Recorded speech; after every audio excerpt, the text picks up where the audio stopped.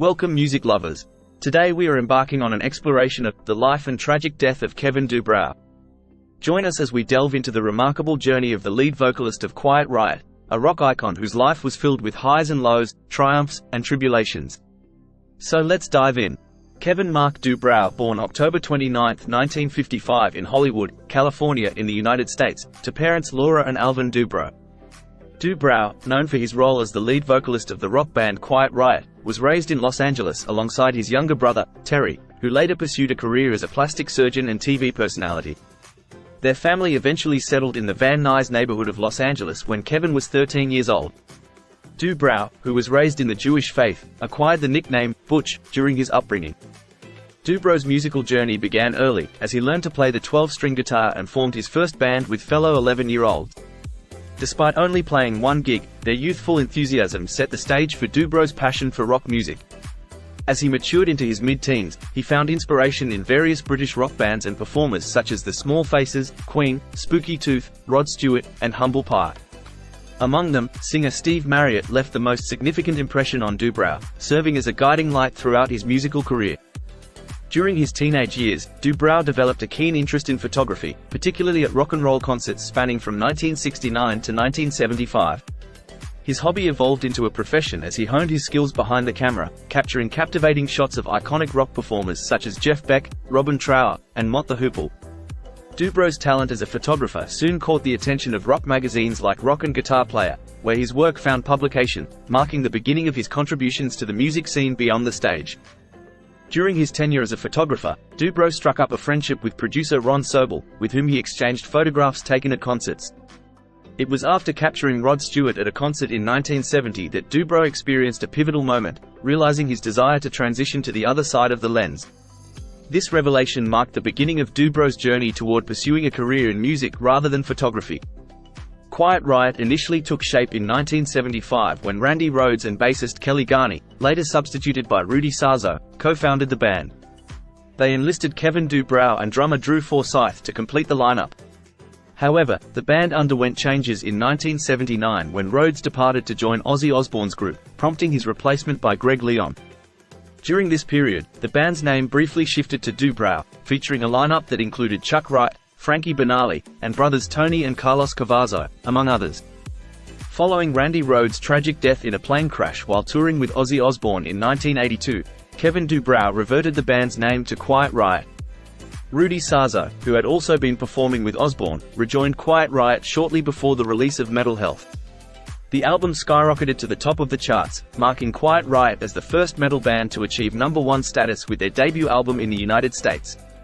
Their notable singles from the album included Come On Feel the Noise, originally by English band Slade in 1973, and Metal Health, Bang Your Head. In February 1987, Kevin DuBrow was dismissed from Quiet Riot. Drummer Frankie Banali clarified in 2013 that while it wasn't the band's decision to oust him, it was prompted by management and the label, with the band ultimately endorsing the change.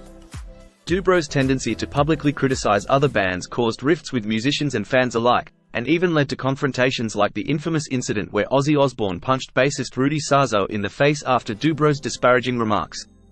Excessive drinking and drug use also contributed to his dismissal, as Banali noted, stating that DuBrow's lifestyle choices made it untenable to continue with him. Shortly after his departure from Quiet Riot, DuBrow enlisted Kim Richards for personal management and formed a new band called Little Women.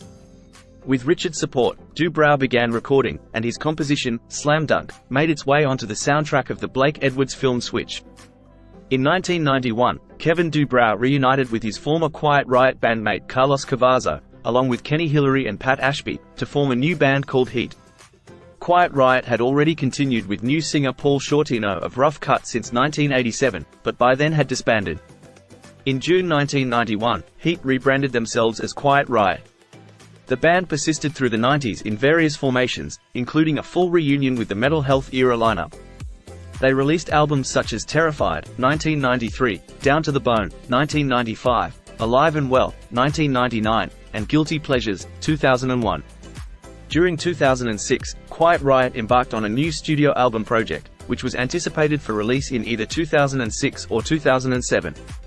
The band clarified that they were funding the project independently and would release it on their terms without adhering to a strict timetable. The album, titled Rehab, eventually hit shelves on October 3, 2006. The lineup for the album comprised Dubrow, Benali, Tony Franklin, and Neil Citron, with singer Glenn Hughes making a guest vocal appearance. Dubrow also ventured into a solo music endeavor in 2004, following Quiet Riot's breakup in 2003, by recording a compilation of cover versions for his debut solo album, In for the Kill. The album was produced in Dubrow's residence in Las Vegas, Nevada. Additionally, Dubrow took on a role as a morning DJ at the rock station in Las Vegas, KOMP 92.3, co-hosting the morning show with longtime host Craig Williams. While there were talks of syndicating the show, Dubrow eventually left the program to focus on touring with Quiet Riot again. On November 25, 2007, Kevin Dubrow was found dead at his home in Las Vegas. Concern arose when friends were unable to reach Dubrow for a week, and he didn't attend Thanksgiving dinner, which was hosted by his friend Glenn Hughes. Hughes mentioned that about 10 days prior, Dubrow had expressed intentions to make changes in his lifestyle. The cause of death was determined to be a fatal overdose caused by a combination of cocaine, painkillers, and alcohol. It was later revealed that he had passed away 6 days before his discovery. At the time of his passing, Kevin Dubrow was romantically involved with his fiancée Lori Lee Sampson, a business professional in the beauty industry. Prior to Sampson, Dubrow had been in a relationship with Las Vegas radio KXPT-FM DJ Lark Williams for a span of 7 years. Upon learning of Dubrow's death, Williams expressed surprise, stating she didn't believe he had any health issues. She described him as strong, citing his commitment to good nutrition, regular vitamin intake, and rigorous workouts, particularly during performances. Williams noted their communication just a week before his passing, indicating no signs of trouble. She also mentioned taking care of the cats they had chosen together, underscoring Dubrow's affection for them, as friends recognized his deep attachment to his pets. In an email to Spain's The Metal Circus, Quiet Riot drummer Frankie Benali expressed his deep sorrow, stating, "I can't even find the words to say. Please respect my privacy as I mourn the passing and honor the memory of my dearest friend Kevin Dubrow." Dubrow was laid to rest at Pacific View Cemetery in Corona del Mar, California, next to his stepfather Harold Mandel. His funeral service, presided over by a rabbi, took place on November 30, 2007. And there you have it. As we reflect on Kevin Dubrow's amazing life, legacy and contributions to rock music, may his memory continue to live on and resonate with fans worldwide. Thanks for watching, take care and bye for now.